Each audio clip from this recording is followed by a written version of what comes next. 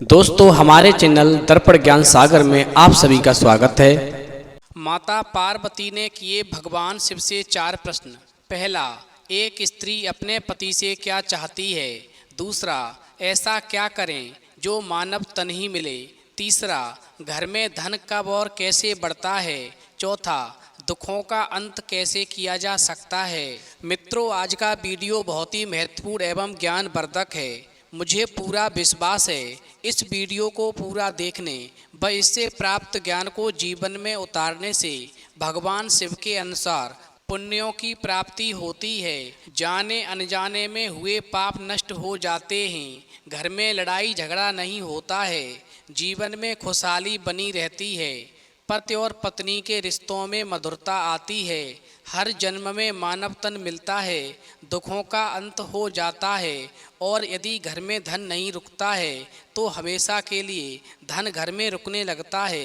तो आइए जानते हैं इस वीडियो के अंदर ऐसा क्या ज्ञान है। देखिए, एक बार भगवान शिव कैलाश पर्वत पर बैठे थे तो माता पार्वती भगवान शिव के पास जाती हैं और अपने मन की बात बताती हैं और कहती हैं, प्रभु मेरे 4 प्रश्न हैं, आप इन 4 प्रश्नों का उत्तर देकर के मुझे पूरी तरह से संतुष्ट कीजिए।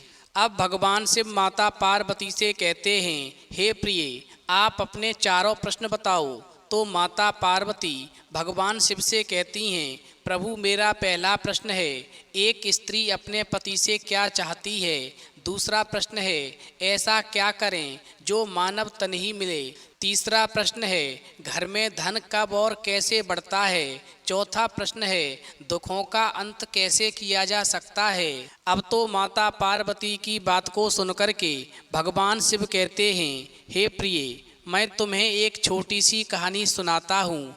इस कहानी को पूरे मन से सुनना। इस कहानी को यदि तुमने मन से सुना तो निश्चित ही तुम्हें तुम्हारे चारों प्रश्नों के उत्तर मिलेंगे और पूरी तरह से तुम्हें संतुष्टि प्राप्त होगी।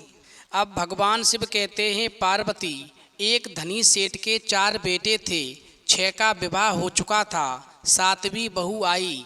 वह सत्संगी माँ बाप की बेटी थी। बचपन से ही सत्संग में जाने से सत्संग के सुसंस्कार उसमें गहरे उतरे हुए थे, यानी कह सकते हैं कि वो सुसंस्कारों से परिपूर्ण थी। अब जब सेठ की छोटी बहू घर में आई तो उसने क्या देखा कि घर का सारा काम तो नौकर चाकर करते हैं, जेठानी केवल खाना बनाती हैं और उसमें भी खटपट होती रहती है। भगवान शिव कहते हैं, पार्वती, बहू को सुसंस्कार मिले थे कि अपना काम स्वयं करना चाहिए और प्रेम से मिलजुल कर रहना चाहिए। अपना काम स्वयं करने से स्वास्थ्य बढ़िया रहता है। अब सेठ की छोटी बहू ने एक युक्ति खोज निकाली और सुबह जल्दी स्नान करके शुद्ध वस्त्र पहन करके सबसे पहले ही रसोई में जा बैठी। जेठानियों ने टोका, लेकिन फिर भी उसने बड़े प्रेम से रसोई बनाई और सबको प्रेम से भोजन कराया। सभी बड़े तृप्त व प्रसन्न हुए। भगवान शिव कहते हैं, पार्वती, सेठ के जो बड़े 6 बेटे थे, उनके पति जो थे अपनी पत्नियों की बातों को नहीं मानते थे और इस प्रकार से घर में हमेशा अनबन बनी रहती थी, घर में सुख शांति नहीं रहती थी। अब घर में जब छोटी बहू ने खाना बना करके घर के सभी सदस्यों को पेट भर के खिलाया तो दिन में सास छोटी बहू के पास जाकर बोली, बहू तू सबसे छोटी है, तू रसोई क्यों बनाती है, तेरी 6 जेठानी हैं, तुझे चिंता करने की क्या ज़रूरत है। अब भगवान शिव कहते हैं, पार्वती, उस सेठ की छोटी बहू ने कहा, माँ जी, कोई भूखा अतिथि घर पर आ जाए तो आप उसको भोजन क्यों कराती हो। अब सास ने जवाब दिया, बहु शास्त्रों में लिखा है कि अतिथि भगवान का स्वरूप होता है, भोजन पाकर के वो तृप्त होता है, तो भोजन कराने वाले को बड़ा पुण्य मिलता है, उसे पुण्य की प्राप्ति होती है। अब सास की बात को सुनकर के छोटी बहू कहने लगी, माँ जी, यदि अतिथि को भोजन कराने से पुण्य होता है, पुण्य की प्राप्ति होती है, तो क्या घर वालों को भोजन कराने से पाप लगता है। अतिथि में भगवान का स्वरूप है तो घर के सभी लोग भी तो भगवान का स्वरूप हैं, क्योंकि भगवान का निवास तो जीव मात्र में है। और माँ जी, अन्न आपका, बर्तन आपके, सब चीज़ें आपकी हैं। मैं जरा सी मेहनत करके सब में भगवत भाव रख करके रसोई बनाकर खिलाने की यदि थोड़ी सेवा कर लूँगी तो मुझे भी पुण्य की प्राप्ति होगी। सभी प्रेम से भोजन करके तृप्त होंगे, प्रसन्न होंगे तो कितना लाभ होगा। इसलिए माँ जी, आप रसोई मुझे बनाने दो, कुछ मेहनत करूँगी तो स्वास्थ्य भी बढ़िया रहेगा। मैं अपनी जेठानियों के ऊपर नहीं रहना चाहती, मैं अपना काम स्वयं करना चाहती हूँ और मेहनत करके सभी को रसोई बना करके खिलाना चाहती हूँ। मैं भी अपने जीवन में कुछ पुण्यों की प्राप्ति करना चाहती हूँ, जिससे मेरा भी आने वाला जन्म सफल हो और मुझे फिर से मानव तन की प्राप्ति हो। अब भगवान शिव कहते हैं, पार्वती, इस प्रकार बहू की बात सुनकर के सास ने सोचा कि बहू बात तो ठीक कहती है, हम इसको सबसे छोटी समझते हैं पर इसकी बुद्धि सबसे ऊंची है, इसकी बुद्धि सबसे बड़ी है, इसकी बुद्धि सबसे अच्छी है। अब भगवान शिव कहते हैं, पार्वती, बहुत ही ध्यान से समझना, छोटी बहू जल्दी उठ नहीं पाई। उससे पहले सास जो थी सुबह जल्दी उठ करके स्नान करके रसोई बनाने बैठ गई, यानी रसोई में भोजन बनाने बैठ गई। अब सेठ की सभी बहुओं ने देखा तो वो कहने लगी, माँ जी, आप इतना परिश्रम क्यों करती हो, आप खाना क्यों बना रही हो। फिर तो अपनी सभी बहुओं की बात सुन कर के सास कहने लगी, तुम्हारी उम्र से मेरी उम्र ज़्यादा है, मैं जल्दी मर जाऊंगी। यदि मैं समय रहते पुण्य एकत्रित नहीं करूंगी, पुण्यों को नहीं कमाऊंगी तो फिर कब कमाऊंगी। अब सास की बात सुनकर के सेठ की सभी बहुएं कहने लगीं, माँ जी, एक बात समझ में नहीं आई कि घर का काम करने से कौन सा पुण्य प्राप्त होता है। ये तो घर का काम है, इसमें पुण्य की प्राप्ति कैसे होगी।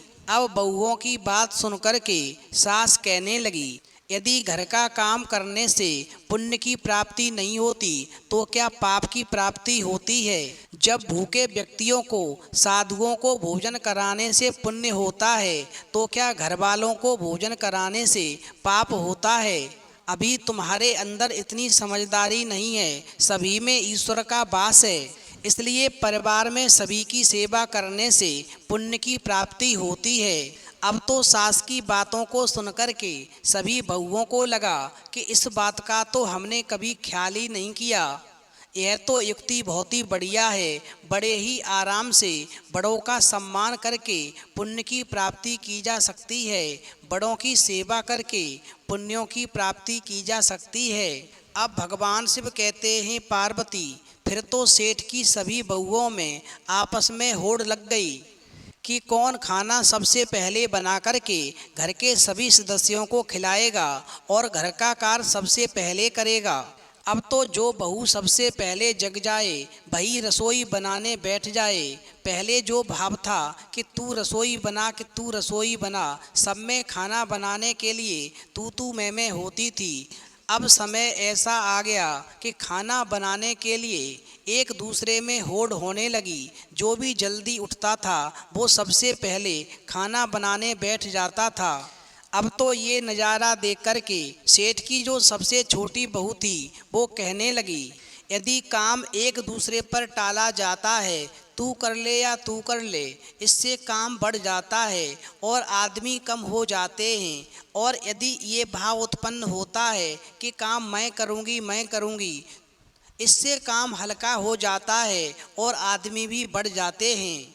अब भगवान शिव कहते हैं, पार्वती, घर का ये नज़ारा देख कर के छोटी बहू बहुत ही उत्साही थी। उसने सोचा, अब तो रोटी बनाने में मेरी बारी चौथे दिन आती है, इस प्रकार से तो मेरे पुण्यों की प्राप्ति कम हो जाएगी। अब मैं अपने पुण्य बढ़ाने के लिए क्या करूं? फिर तो सेठ की छोटी बहू ने घर में गेहूं पीसने की चक्की पड़ी थी, उसने उस चक्की से गेहूं पीसने शुरू कर दिए। मशीन की चक्की का आटा गरम गरम बोरी में भर देने से जल जाता है, उसकी रोटी स्वादिष्ट नहीं होती है, लेकिन हाथ से पीसा गया आटा ठंडा और अधिक पौष्टिक होता है तथा उसकी रोटी भी स्वादिष्ट होती है। अब तो एक दिन सेठ की छोटी बहू ने स्वयं गेहूं पीस कर के उसकी रोटी बनाई तो सभी खाकर कहने लगे कि आज तो रोटी का जायका बड़ा ही विलक्षण है। आज की रोटी का स्वाद तो बहुत ही सुंदर है। इतनी स्वादिष्ट रोटी तो पहले कभी नहीं खाई थी। अब जब सास ने छोटी बहू को गेहूं पीसते देखा तो सास कहने लगी, बहू तू गेहूं क्यों पीसती है? अपने पास पैसों की कमी नहीं है। तो छोटी बहू कहने लगी, माँ जी, हाथ से गेहूं पीसने से व्यायाम हो जाता है और बीमारी नहीं आती। दूसरा, रसोई बनाने से भी ज़्यादा पुण्य गेहूं पीसने का है। अब तो सास और जेठानियों ने जब ये सुना कि बहू ठीक कहती है तो सेठ की सभी बहुओं ने अपने अपने पति से कहा कि घर में चक्की लेकर आओ, हम सब गेहूं पीसेंगे। फिर तो सेठ के सभी लड़के अपनी अपनी पत्नी के लिए चक्की लेकर के आए। फिर तो सेठ की सभी बहुएं रोजाना चक्की से 2-2.5 सेर गेहूं पीसने लगीं। अब जब सेठ की छोटी बहू ने देखा कि पहले मैंने रोटी बनाना शुरू की तो मेरे हाथ से वो भी काम निकल गया, और जब मैंने चक्की से गेहूं पीसना शुरू किए तो मेरे हाथ से वो भी काम निकल गया। अब मैं अपने अधिक पुण्यों की प्राप्ति कैसे करूं? तो सेठ की छोटी बहू ने देखा कि घर में झूठे बर्तन मांजने के लिए नौकरानी आती है। अब वो विचार करने लगी कि अपने झूठे बर्तन हमें स्वयं साफ करने चाहिए, क्योंकि सब में ईश्वर है तो कोई दूसरा हमारा झूठा क्यों साफ करे। फिर तो अगले दिन सेठ की छोटी बहू ने सब बर्तन मांज दिए। अब सास बोली, बहू विचार तो कर, बर्तन मांजने से तेरा गहना घिस जाएगा, कपड़े खराब हो जाएंगे। हमारे यहाँ पर नौकरानी लगी है, फिर तू ऐसा क्यों करती है? अब तो सास की बात को सुनकर के छोटी बहू कहने लगी, माँ जी, काम जितना ही छोटा होता है पुण्य भी उतना ही ज़्यादा प्राप्त होता है। मैं तुम्हें एक उदाहरण देती हूँ। पांडवों के यज्ञ में भगवान श्री कृष्ण ने झूठी पत्तलें उठाने का काम किया था, तो हम तो केवल जीव मात्र हैं। झूठे बर्तन साफ करने से और अधिक पुण्य की प्राप्ति होती है। अब भगवान शिव कहते हैं, पार्वती, फिर तो दूसरे दिन सास बर्तन मांजने बैठ गई। उसको देख कर के सभी बहुओं ने बर्तन मांजने शुरू कर दिए और अपने अपने पुण्यों को बढ़ाने में लग गईं। अब जब छोटी बहू ने देखा कि मेरे हाथ से ये भी काम निकल गया तो छोटी बहू ने अपने पुण्य बढ़ाने के लिए मन में विचार किया कि घर में झाड़ू लगाने के लिए नौकर आता है, क्यों ना आज से झाड़ू मैं स्वयं लगाना शुरू करूं। और इस प्रकार से छोटी बहू ने सुबह जल्दी उठ कर के झाड़ू लगाना शुरू कर दी। फिर तो सास ने पूछा, बहू तू झाड़ू क्यों लगाती है? झाड़ू लगाने के लिए तो घर में नौकर आता है। अब अपनी सास की बात सुनकर के सेठ की छोटी बहू कहने लगी, माँ जी, आप मत पूछिए, यदि मैं आपको राज बताती हूँ तो मेरे हाथ से वो काम चला जाता है। अब वो सास फिर कहने लगी कि झाड़ू लगाने का काम तो नौकर का है, तू क्यों लगाती है? तो छोटी बहू बोली, माँ जी, रामायण में आता है कि वन में बड़े बड़े ऋषि मुनि रहते थे, लेकिन भगवान उनकी कुटिया में न जाकर के सबसे पहले सबरी की कुटिया में गए, क्योंकि सबरी रोजाना चुपके से झाड़ू लगाती थी, पंपा सरोवर का रास्ता साफ करती थी कि कहीं आते आते ऋषि मुनियों के पैरों में कंकड़ न चुभ जाएं। अब भगवान शिव कहते हैं, पार्वती, इस प्रकार सास ने देखा कि ये छोटी बहू तो बहुत ही बुद्धि की तेज है, ये सारे पुण्य खुद ही लूट लेगी, क्योंकि ये कोई ना कोई रोजाना नया काम करने लगती है जिससे अधिक पुण्यों की प्राप्ति होती है। अब भगवान शिव कहते हैं, पार्वती, इस प्रकार जब सेठ की बहू ने घर में झाड़ू लगाना प्रारंभ कर दी तो सेठानी और उसकी सभी बड़ी बहुओं ने मिलकर के झाड़ू लगाना भी शुरू कर दिया। मित्रों, भगवान शिव कहते हैं, पार्वती, जिस घर में आपस में प्रेम होता है वहाँ लक्ष्मी बढ़ती है, और जहाँ कलह होता है वहाँ निर्धनता आती है। अब सेठ के घर में पहले धन नहीं रुकता था, फिर तो सेठ के घर में धन दिनों दिन बढ़ने लगा। फिर सेठ ने घर की सभी बहुओं के लिए बहुत सुंदर सुंदर और कीमती गहने और कपड़े बनवा दिए। अब सेठ की छोटी बहू जो थी, ससुर के द्वारा मिले गहनों को लेकर के अपनी बड़ी जेठानी के पास गई और जाकर के बोली, मैं अपने सारे गहने आपको देती हूँ, क्योंकि आपके बच्चे हैं, आप उनका विवाह करोगी तो ये गहने बनवाने पड़ेंगे। मेरे तो अभी कोई बच्चा नहीं है, इसलिए इन गहनों को आप रख लीजिए। भगवान शिव कहते हैं, पार्वती, इस प्रकार सेठ की छोटी बहू ने अपने सारे गहने अपनी बड़ी जेठानी को दे दिए और कुछ पैसे और कपड़े नौकरों में बांट दिए।